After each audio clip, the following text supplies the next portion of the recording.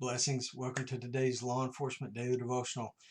Today, if you were tuned in yesterday, you know today was the day of the big read. We had 10 different chapters in Psalm, but it felt like as we got closer to the end, the Psalms just kept getting shorter and shorter, and it was really a pretty easy read.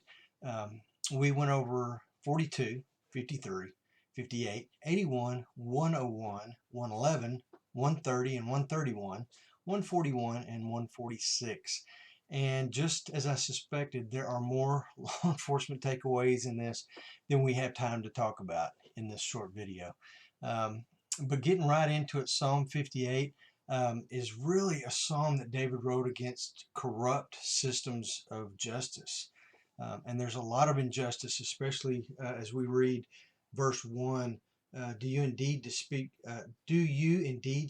righteousness, O gods? And it is a little lowercase g gods. It's not talking about our God. It's talking about all these people who sit in positions of authority like Pharaoh and others who think they're gods. So it's a little g God. So don't misinterpret that. Then he goes on and says, do you judge uprightly, O sons of men? With a question mark. And, he's calling them out on their injustice. Again, verse 2 goes right along with that.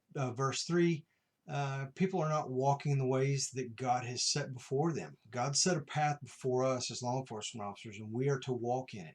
These people aren't walking in the way that God has called them to. Verse 4, he talks about them being serpents, which, man, is, reminiscent of the Garden of Eden, where Satan represents or presents himself as a serpent. And it talks about them having fangs of a snake. So, their judgments and their injustice is evil and wicked, and God is not pleased with that. And it goes on. God eventually takes action here at the very end in verses 6 through 9. David appeals to God and says, we're not getting justice on earth. Lord, would you please step in and give us justice? And then in verses 10 and 11, man, God shows up, gives justice, and God does it in such a way that verse 10 and 11 tell us that everybody recognizes that justice was from God. So to me, that just tells us in our law enforcement system, we better be careful and carry out correct justice and not injustice, or there's grave consequences.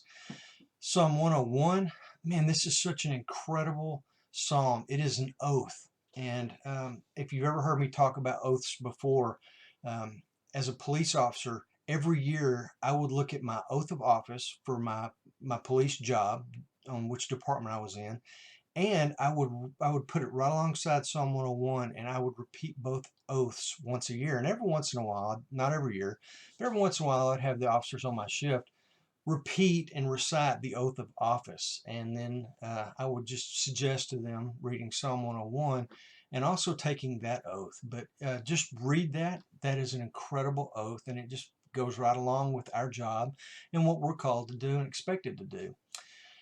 Going on to Psalm 111, verse 7.